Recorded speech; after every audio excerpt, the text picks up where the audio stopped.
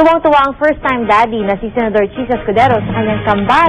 7 taon daw kasi nilang hinintay ng asawang si Christine na magka-baby. Ang mainit na balita hatid ni Aubrey Carampel. Kambal ang unang anak ng mag-asawang Senator Chis at Christine Escudero. Biyernes ng umaga, ipinanganak ang fraternal twins na pinangalanang Maria Cecilia at Joaquin Cruz sa pamamagitan ng cesarean section sa St. Luke's Medical Center. May timbang na 3.4 pounds si Maria Cecilia at 3.8 naman si Joaquin Cruz na pawang premature dahil sila'y 8 buwan pa lamang. Itinuturing ng mag-asawa na swerte ang kambal na 7 taon daw nilang hinintay. 7 years, tapos 9/7/07 yung birthday. Mangiyak-ngiyak pang ikinuwento ni Christine ang kanyang karanasan sa panganganak sa kambal. Labis daw siyang nag-alala dahil hindi humihinga ang kanilang baby girl nang una itong lumabas.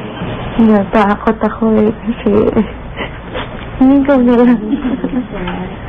Kasi yung una si Celia hindi daw umiiyak Pero okay na siya ngayon. Hindi ko pa kasi nakikita. Gusto ko na makita. Ang first-time daddy na si Chis, hindi pa rin daw makapaniwala na isa na siyang ama. Umabsent pa ang bagong senador sa wiretapping hearing ng Senado dahil sa panganganak ng kanyang misi. Absent sa hearing ni Doble, may doble naman kami dito At mas mahalaga at mas importante yan para sa amin.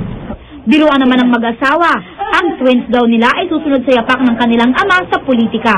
Alam ko sa kanya, dream niya talaga. Kasi nag-aaway kami sa name dahil hirap daw sulat sa balota. Joke yan, joke. Joke lang yan. Aubrey Carampel, GMA News.